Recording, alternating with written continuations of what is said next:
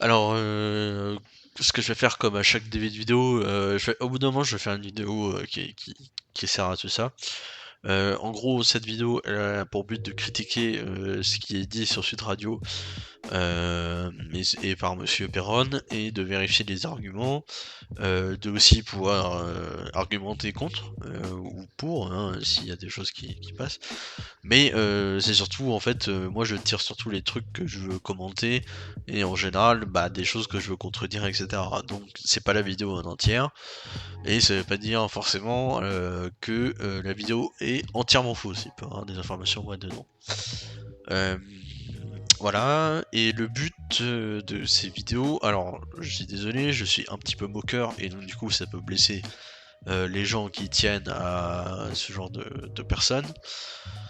Mais ne vous mettez pas, que sur les défensives, le but c'est pas, je fais des blagues et cetera parce que moi je trouve ça drôle, mais il y a aussi un but de, un peu réfléchir à qu'est-ce qu'on croit? Est-ce que ce qu'on croit, on le croit pour des bonnes raisons? D'où est-ce que ça vient? Est-ce que c'est vrai? Est-ce qu'il y a des contradictions et cetera? Donc les vidéos sont un peu bizarres, mais il y a un objectif, c'est faire de l'humour parce que moi ça me fait rire et que j'aime bien, faire des blagues, hein, c'est juste pour mon kiff et secondo, bah, aussi, peut-être vous apporter un peu des compléments d'information, même si vous êtes, plutôt pour, les personnes qui sont présentées. Voilà, donc bonne vidéo. Professeur, donc Christian Perron, bonjour. Bonjour. Vous êtes médecin, professeur des universités, praticien hospitalier. Vous avez été chef du service des maladies infectieuses de l'hôpital de Garches. Pendant 15 ans, l'un des principaux conseillers en matière de santé publique de plusieurs gouvernements, ex-président de la commission spécialisée maladies transmissibles du Haut Conseil de la santé publique et ex-vice-président à l'Organisation mondiale de la santé du groupe ETA, European Advisory Group of Experts on Immunization, et groupe d'experts conseillant la politique vaccinale dans la région euro et l'OMS. Et vous publiez les 33 questions auxquelles ils n'ont toujours pas répondu aux éditions Albin Michel. Bienvenue. Alors, moi je vais préciser 2-3 choses avant que tout ça là, ça commence, après la présentation du coup, de l'émission. Alors il y a un truc sur lequel il faut vous parler quand même. C'est que il a eu, il y a forcément il y a des choses qu'il a déjà faites avant et cetera et pour lesquelles bon, ça a été un peu problématique. En fait Christian Perron, il se présente lui-même comme un spécialiste de la maladie de Lyme, en choisissant de présenter la maladie de Lyme comme en fait, une maladie causée par des tiques, qui seraient des tiques, échappées d'expériences nazies, par un virologue nazi, Erich Straub, qui aurait été transféré aux États-Unis. Bon, voilà, c'est pas, c'est quand même une position bien particulière, quoi. Et il y a pas de travaux scientifiques pour montrer, ça. Enfin, en tout cas, moi, j'en connais pas.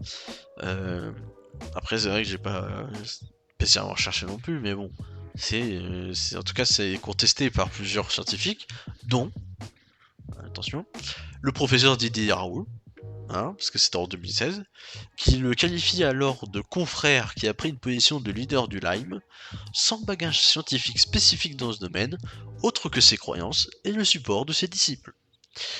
Donc c'est un petit peu ironique de voir qu'aujourd'hui, Monsieur Perron et Monsieur Raoult peuvent être associés, alors que Monsieur Raoult avant qualifiait en gros Monsieur Perron un peu de charlatan sur la maladie de Lyme. Donc voilà, pour mettre un peu les choses en place, et aussi, pour rappel, alors ça c'est un peu plus compliqué, mais on est tout le temps là à chercher, enfin je sais qu'il y a beaucoup de gens qui sont là à chercher des conflits d'intérêts avec des gros laboratoires, qui leur apporteraient plein d'argent aux docteurs, etc. Il faut voir un autre conflit. Alors je sais pas si comment on peut appeler ça, mais ça a été remonté par la chaîne de la Tronche-Chambier par exemple, que au final, Monsieur Perron, là en plus il se pointe avec son troisième livre, il est rendu à 3 livres qu'il a écrits en gros concernant la pandémie. Et ces 3 livres, alors ces deux livres, sauf erreur, se sont très bien vendus. Donc il s'est fait de l'argent avec ces livres. Donc faire de la pub par rapport à son point de vue et faire de la pub à ses livres pour que ça rapporte de l'argent, en pouvant proférer peut-être pas que des vérités, est-ce que ce serait pas un petit peu un conflit aussi avec lui-même en fait? Dans le sens où bah, ce qui lui rapporte, bah, c'est la vente de ses bouquins quoi. Ça lui rapporte de la thune, hein? Voilà, donc je voulais mettre déjà deux trois petites choses en place avant que ça commence. Il y a eu une plainte déposée contre vous par le Conseil national de l'ordre des médecins en fin 2020, début 2021. Je résume. En fait, on disait que vous avez violé le code de santé publique, que vous avez dénigré les politiques de santé publique, etc., etc. Donc voilà, c'est le Conseil national de l'ordre des médecins qui avait porté plainte contre vous. Et vendredi, la chambre disciplinaire de l'Ordre des médecins l'Île-de-France a rendu son verdict et elle a admis, elle a officialisé le fait que Christian Perron a remporté l'ensemble de ses procédures devant la chambre disciplinaire de l'Ordre des médecins d'Île-de-France. Bon bah là, faut directement mettre un petit ton sur cette information. Bon bah j'ai envie de dire félicitations à lui. La question qui peut se poser après, c'est comment est-ce qu'on voit les choses? Parce que les scientifiques, les docteurs ont beaucoup été critiqués dans le sens où ils n'avaient pas dans le sens justement de ce type de personnalité et que donc du coup, tous les docteurs, les scientifiques et cetera, ils étaient à la solde de Big Pharma et cetera et de tout ça. Et là, il y a l'ordre des médecins qui l'accuse et il est innocenté. Donc qu'est-ce que ça veut dire? Ça veut dire qu'en fait lui aussi il touche de la thune de Big Pharma et donc du coup on lui a pas tapé dessus? Ça veut dire qu'en fait non, les médecins, ne sont pas forcément tous corrompus? Et s'ils sont pas corrompus, bah, peut-être qu'en fait leurs arguments scientifiques sont vrais. Et peut-être qu'en fait, si on se place d'un autre point de vue, bah, en fait, le fait que Christian Pyrrhon soit innocenté, bah, ça n'a pas de sens vu que il a effectivement, pu faire des conneries dans ces cas-là. Enfin, c'est un peu compliqué du coup, parce que c'est un peu, paradoxal quoi. Le mec il est libéré par une institution qu'on fait que d'accuser. Donc là, ça veut dire qu'on veut plus vraiment l'accuser ou alors, je sais pas, enfin, faut trouver une nouvelle explication dans ces cas-là, si vous êtes contre l'ordre des médecins et cetera, bah, ça va commencer à être un peu plus difficile de tenir comme position vu qu'apparemment, bah, eux-mêmes protègent, monsieur Perron. Ils ont reconnu qu'il avait l'obligation et qu'il pouvait avoir l'obligation de s'exprimer dans un domaine qui relève de sa compétence. Ah oui, c'est devenu intéressant parce que, en général, aujourd'hui, on laisse s'exprimer plutôt les gens dans les domaines qui ne relèvent pas de leur compétence. Et je ne parle pas seulement que de la santé, et vous le savez mieux que moi, auditeur de Sud Radio, hein. La compétence, c'est peut-être pas la vertu. Clinicien et essayiste chirurgical et il publie aujourd'hui La tyrannie aux presses de la délivrance. Bonjour Philippe Bornet. Ah, bonjour André. Et Philippe Bornet, bonjour Philippe.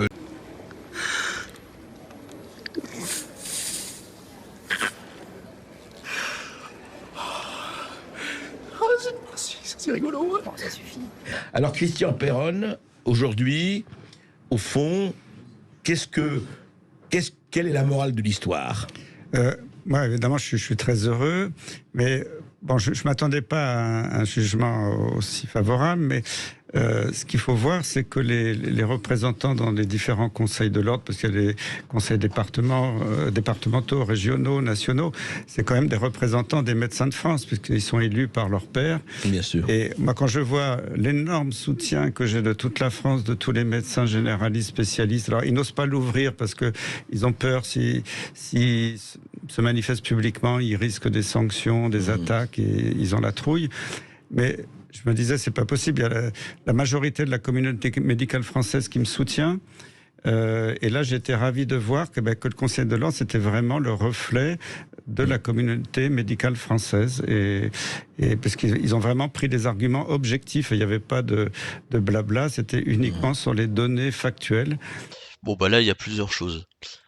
Déjà, le Conseil national de l'ordre des médecins, c'est très critiqué, que ce soit à l'intérieur par les médecins eux-mêmes qui, certains, refusent carrément de faire des cotisations pour le Conseil national de l'ordre des médecins parce qu'ils considèrent qu'il est mauvais et qu'il exerce mal sa profession. Et en plus de ça, il y a aussi eu des affaires, donc par exemple en 2020, on voit que la Cour des comptes a examiné l'ordre des médecins et l'a très mal jugé en tant que gestion opaque, atteinte à l'impartialité, mission mal exercée, etc.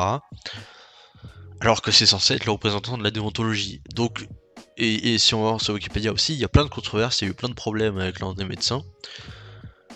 Donc non, c'est pas en fait c'est pas des gens, enfin c'est pas l'ange gardien des médecins. C'est, enfin si justement ils vont dire qu'ils protègent tous les médecins, peu importe ce qui se passe. Et c'est un peu ça le problème. Du coup, non, être sanctionné ou non, ça veut pas dire grand chose parce que au final, enfin par exemple le Conseil national de l'ordre des médecins, il s'oppose pas à l'homéopathie alors que l'homéopathie ça n'a absolument aucun fondement scientifique, donc c'est quand même très compliqué. Et au-delà de ça, l'unanimité chez les médecins généralistes, vraiment. Alors moi, du coup, j'ai un petit peu vérifié des trucs qu'il avait pu dire. A priori, Monsieur Perron, il a quand même dit que les médecins se faisaient du pognon sur le dos du Covid-19. Ouais, bah, d'enfoirés de médecins qui se font des sous en soignant des patients. Non, mais c'est pas possible ça. Regardez, monsieur Perron, lui, c'est quand même bien mieux ce qu'il fait. Lui, c'est un vrai médecin. Lui, là, il est droit dans ses bottes. Il est éthique, regardez.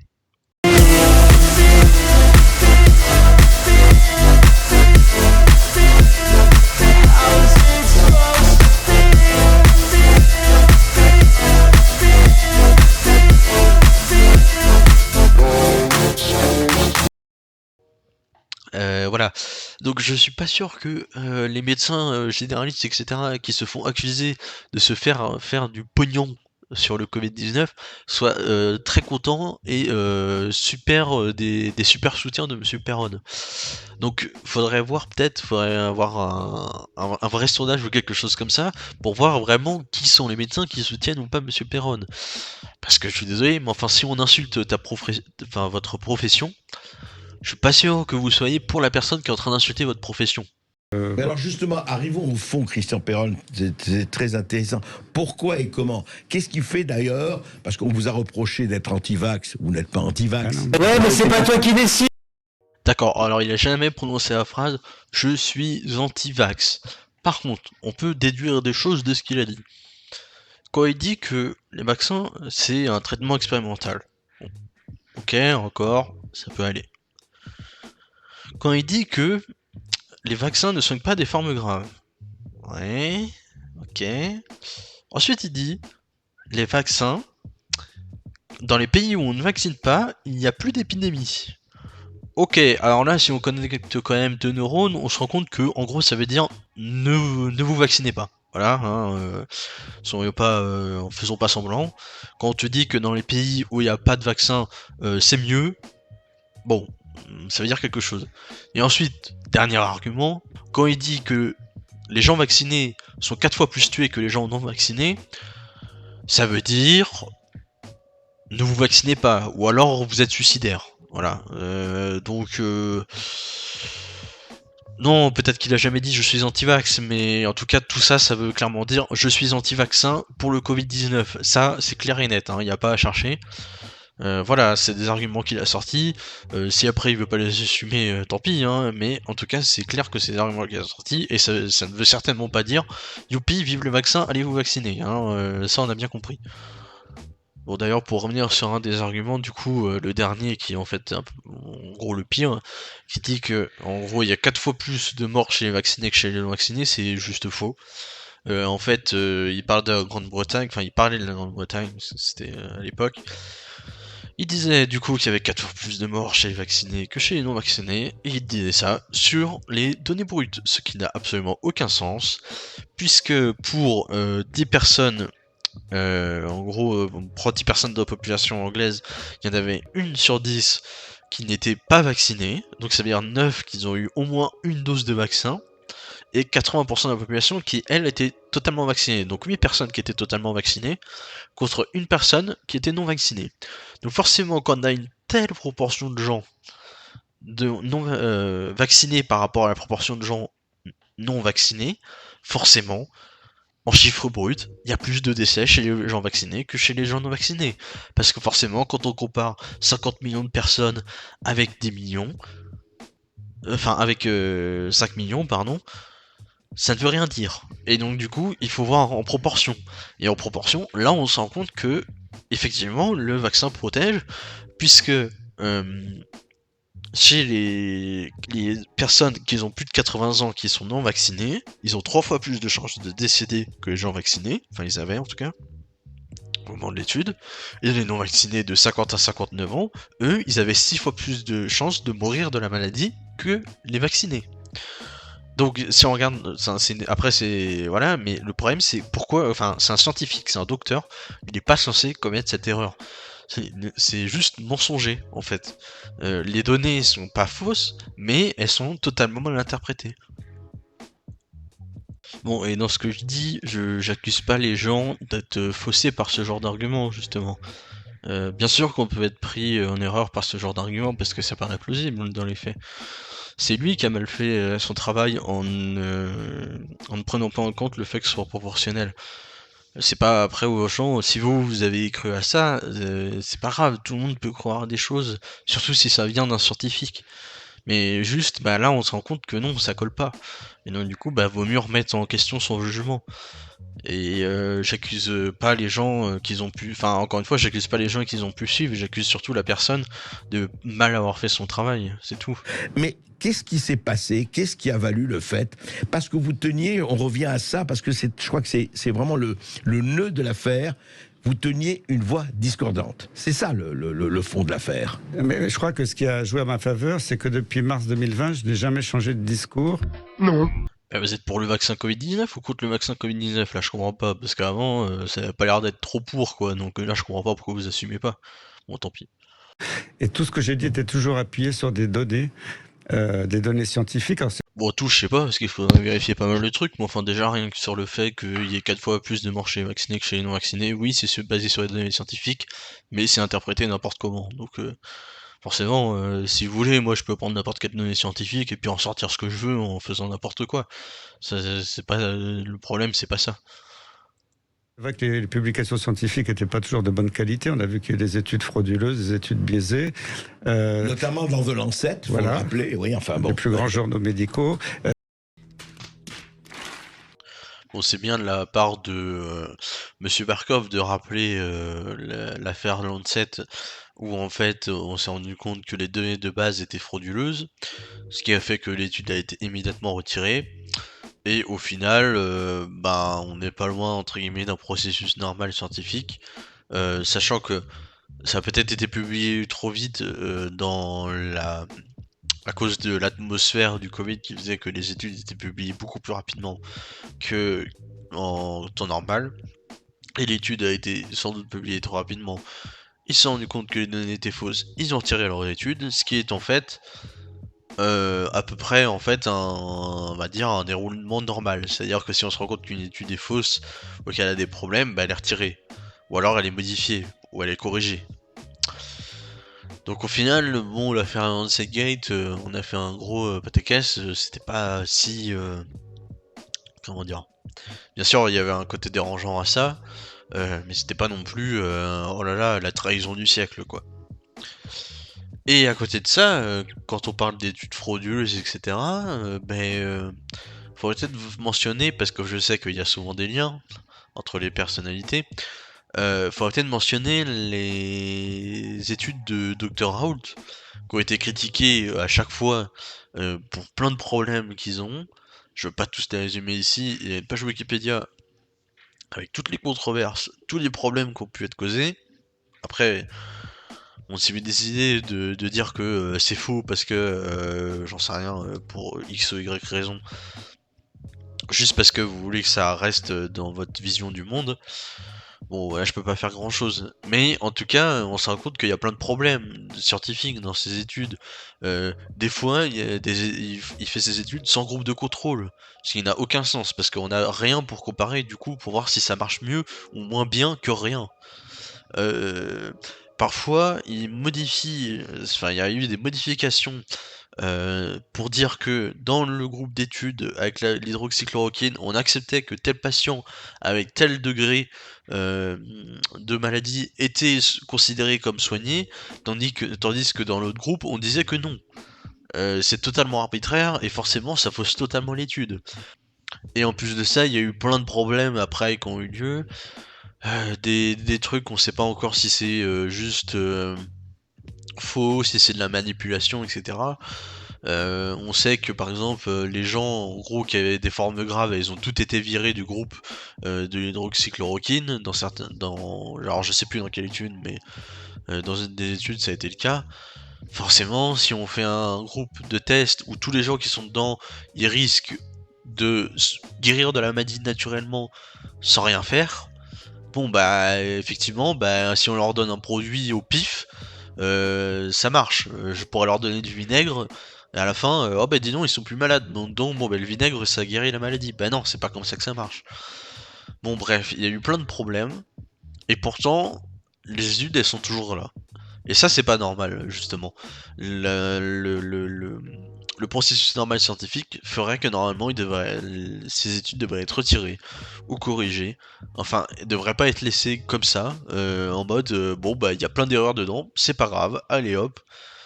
Bon, voilà, c'est un petit aparté, mais bon, ça m'énerve un peu que dans un côté on est impitoyable, alors qu'en fait c'est un peu le déroulement normal de la science, et de l'autre côté il y a plein de problèmes et tout le monde s'en fout. Donc bon. Il y avait aussi la constatation de ce qui se passe, parce que quand on doit gérer une crise sanitaire, si on m'avait demandé de gérer, j'aurais regardé ce qui se passait à l'étranger. Alors on a vu déjà que l'épidémie ne frappait que les pays riches, déjà je faut se poser des questions. Bon, effectivement, sur ce sujet, il a pas tort. Il demande pourquoi. Alors pourquoi? Eh ben, on peut regarder. Il y a une étude iranienne qui a paru, qui effectivement montre que de manière générale, le Covid-19 a plutôt touché les pays riches. Et même, de toute façon, on peut le voir dans les données, hein. En général, les trucs en haut les têtes de classement, c'est plutôt des pays développés par rapport à des pays pauvres. Alors, pas forcément les pays les plus riches non plus, mais en tout cas, ce n'est pas forcément des pays pauvres. Même si il y a quelques pays qui peuvent être contestés, parce que par exemple assez haut dans le classement, on a les Philippines, la Malaisie, etc. En Océanie, on a pas mal de trucs. Donc, faut faire attention. Mais effectivement, les pays riches sont plus touchés. Mais ce qui est bien avec cette étude iranienne, c'est qu'elle s'arrête pas juste à dire les pays riches sont plus touchés. Ce qui est bien, c'est qu'elle émet des hypothèses. Et là, c'est intéressant. Et on peut voir en fait des hypothèses intéressantes et qui peuvent très bien expliquer ce qui se passe. Donc, ils en émettent pas mal. Déjà, il y a le fait que dans les contrées développées, il y a beaucoup plus de populations âgées. Donc, forcément, plus de décès, vu qu'en fait, le Covid-19 avait surtout des gros risques par rapport à l'âge des personnes. Et donc, du coup, forcément, comme on vit plus âgé dans les pays riches, les pays développés, forcément, il y a plus de décès. Vu qu'en fait, bah, il y a plus de gens vieux. Et aussi, du coup, bah, plus de transmission.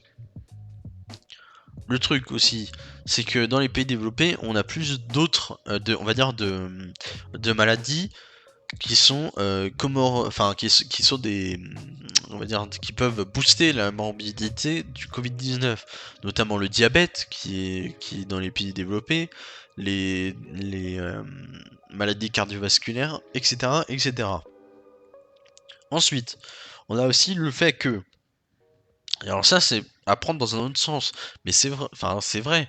En fait, dans les pays développés, on a aussi toutes les ressources, le pouvoir médical, le pouvoir, on va dire le fait que le médical est développé, qu'il y a des équipements de laboratoire, etc. Tout ça qui fait qu'en fait, on peut faire beaucoup plus de diagnostics du Covid-19.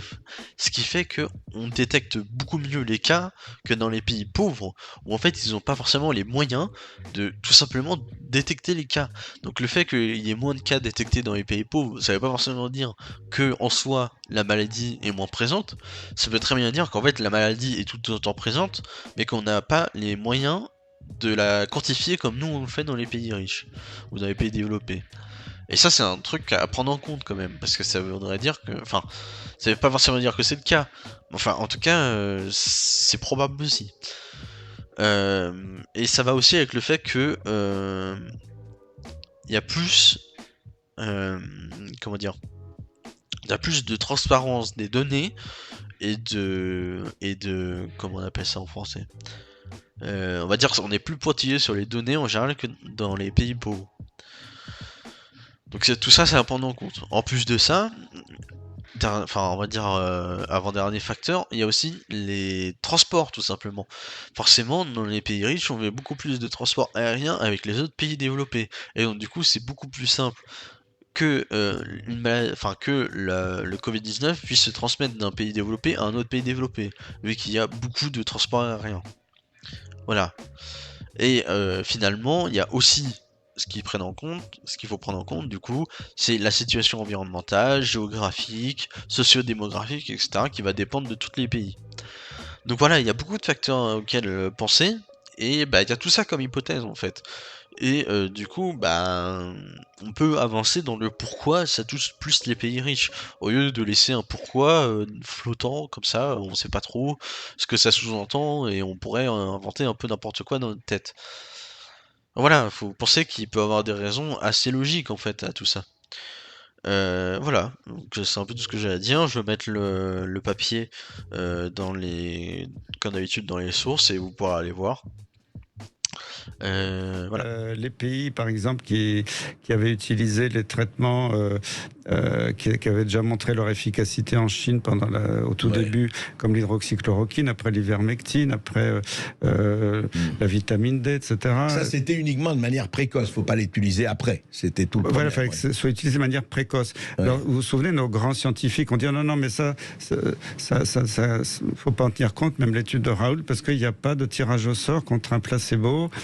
Alors, ces études par tirage au sort contre placebo, ça prend des mois, parce que en plus on veut faire ça au niveau international. Moi, j'ai participé à des études comme ça. C'est des semaines de négociations sur les termes pour tout ce qui est administratif derrière. Et c'était impossible d'avoir des résultats avant plusieurs mois.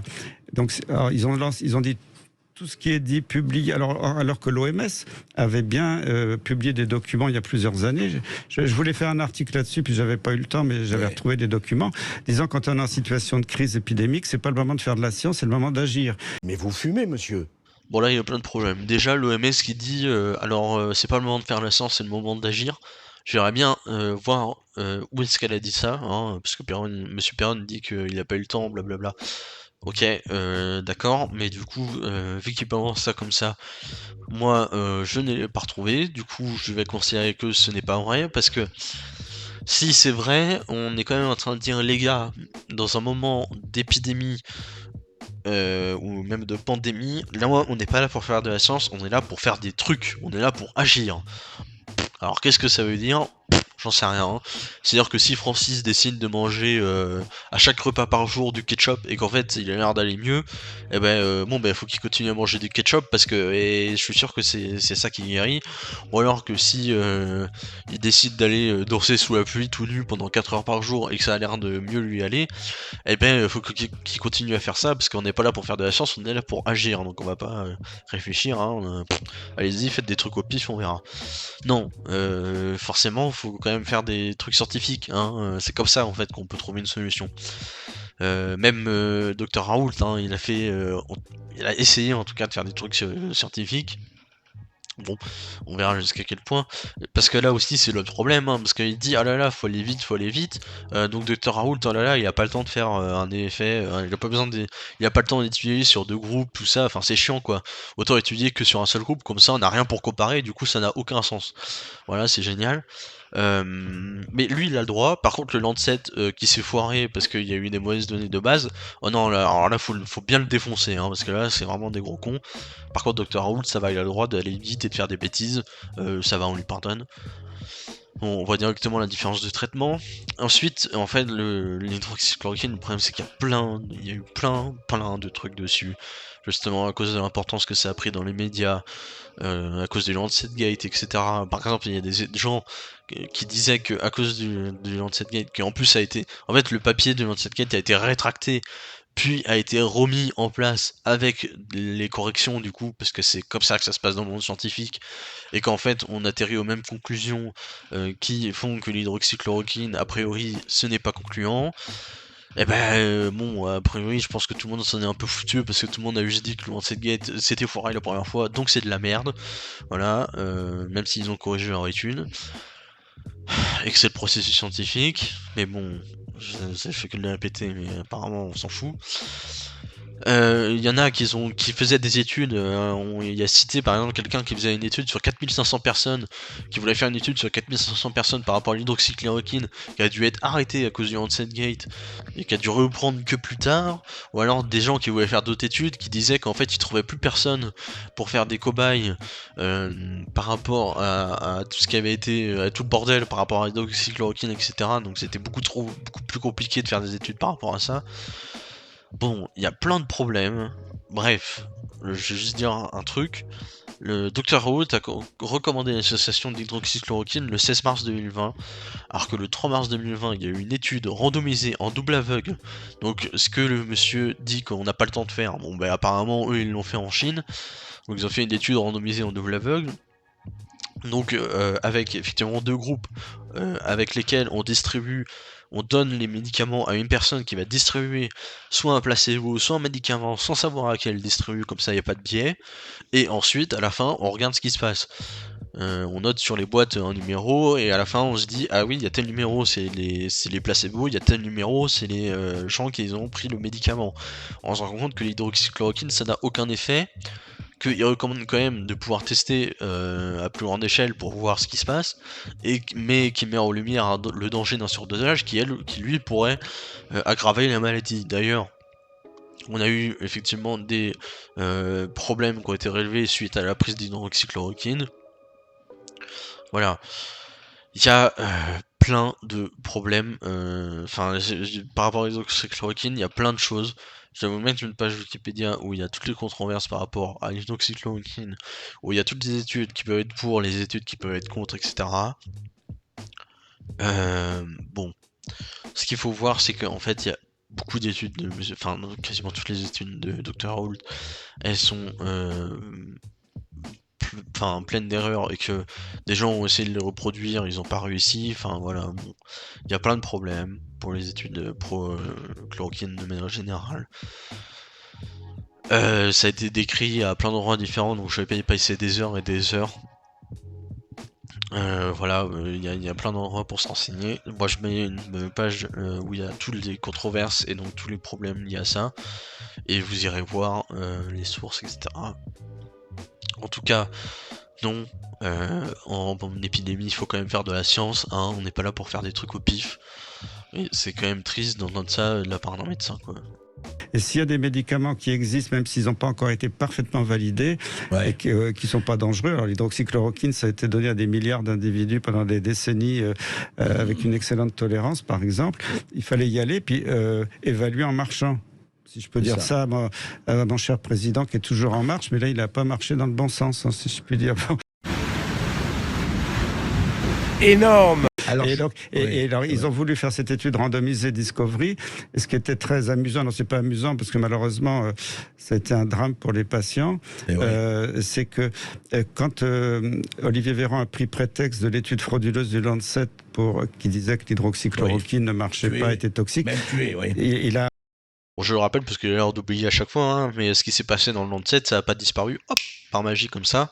Non, les gens, ils ont rétracté leur papier, ils ont revérifié avec des bonnes données, etc. Ils ont corrigé. Un mois après, ils ont ressorti le papier avec la version corrigée, et en fait, on avait les mêmes conclusions.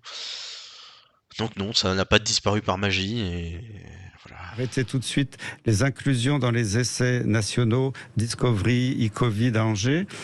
Or, ça avait fuité sur Internet, les diapositives d'analyse intermédiaire de l'étude à ce moment-là montraient que le seul groupe de patients qui avait bien marché, qui était moins mort que les autres, c'était le groupe hydroxychloroquine ou hydroxychloroquine azithromycine. Mais ça, tout ça a été camouflé. J'en ai parlé plusieurs fois, d'ailleurs, j'ai jamais été contredit parce que c'était des faits. Bon, alors là, il y a toute une histoire. Parce que Monsieur Perron, là, il s'était enorgueilli qu'il ne changeait jamais de discours, qu'il avait été droit dans ses bottes pendant tout le long du truc, blablabla. Monsieur Christian Perron a pourtant, en parlant de l'essai Discovery, donc il dément à plusieurs reprises d'informations selon laquelle l'essai permettra de tester, sous-entendu le protocole du Dr Raoult, expliquant qu'il s'agit de tester l'hydroxychloroquine seule et dans des cas où une pneumopathie est apparue, alors que Didier Raoult estime que la combinaison d'hydroxychloroquine et l'azithromycine traite la Covid-19 que quand elle est administrée tôt. Mais que quand le profil devient sévère, c'est peut-être trop tard pour empêcher les décès. Alors ça déjà, mince, ça ne marche que sur les gens qui sont contaminés mais qui n'ont pas de profil sévère. Bon, déjà, ouais, déjà c'est un médicament qui marche que sur les gens qui guérissent, donc bon, c'est un peu bizarre. Et en fait, du coup, on voit que Dr Perron, apparemment, à l'époque, était totalement opposé à ce qui se passait. Et là, il nous dit que, oh bah non, mais c'est triste que ça ait pas pu aller jusqu'au bout parce que ça avait des bons résultats. Ouais, non. On ne change pas de totalement de discours comme ça. Et du coup, bah moi, je me reprends. Je me permets de me reprendre sur le fait que Dr Raoult apparemment dit que c'est que au début de contamination que c'est utile. Et où moi je pensais que enfin je sais même pas parce qu'il faudrait vérifier toutes ces déclarations. Est-ce qu'il a dit que c'était que en temps précoce ou pas, que ça marchait ou pas. Je sais pas, il y a tellement eu de dires de Monsieur Raoult que je ne sais pas ce qu'il dit, ce qu'il pense vraiment, etc. Mais en tout cas, peut-être que je me suis trompé sur ce sujet-là, du coup. Et donc, bah, j'ai peut-être commis une erreur. Et du coup, bah, je le reconnais, alors que Monsieur Perron, lui, apparemment, revient sur ses prises de position qu'il avait il y a 2 ans, en disant le contraire de ce qu'il disait. Voilà. Et alors, justement, aujourd'hui, on peut en parler. Pourquoi ça a été camouflé? Vraiment pour des raisons, à votre avis, de marché? Il fallait introduire le marché, etc. Les vaccins sur le marché, etc.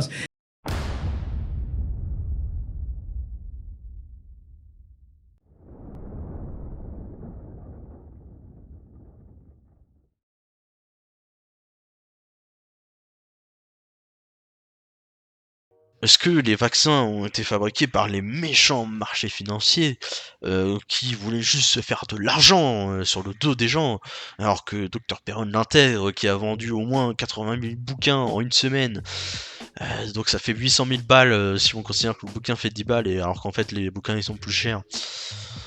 Bon, on va dire que ça fait 800 000 balles avec ce qu'a pris l'éditeur, donc ça va, c'est quand même pas mal. Dr Perron s'est fait un petit peu d'argent sur le Covid aussi, mais ça faut pas le dire.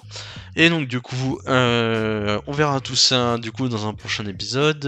Est-ce que on aura d'autres révélations fracassantes? Est-ce que on aura d'autres fake news à contrer, ou en tout cas mensonges à contrer? Est-ce que Dr Perron va contredire ce qu'il a dit précédemment en disant que pourtant il est quand même droit dans ses bottes et qu'il a jamais changé de discours pendant toute la crise du Covid? Et ben ça, voilà, ça dans le prochain épisode, parce que j'ai un petit peu la flemme de faire un épisode d'1 heure et que je pense que ça saoulerait aussi les gens, et que c'est plus agréable pour moi de le faire en plusieurs parties. Voilà, je tiens à dire aux gens qui ont peut-être... Déjà, si vous êtes allés jusqu'ici, alors que je vous ai vexé avant ou quoi, bah déjà, en vrai, félicitations, parce que c'est pas facile d'entendre une voix discordante qui vous fait chier pendant 40 minutes. Déjà, bah, bravo pour avoir fait l'effort. Et bah, j'aimerais bien que, ouais, vous regardiez un petit peu, tout ce que j'ai dit et puis les arguments qui sont contre et les sources aussi que j'ai mises afin de peut-être un peu modifier votre avis ou en tout cas le nuancer et voir qu'en fait, bah, monsieur Perron, et puis d'autres, scientifiques, bah, ils sont peut-être pas, si blancs que ça. Ce sont peut-être pas les sauveurs de l'humanité, qu'ils ont l'air d'être. Voilà et du coup, bah, je vous dis pour une prochaine vidéo. Ciao. See you next time.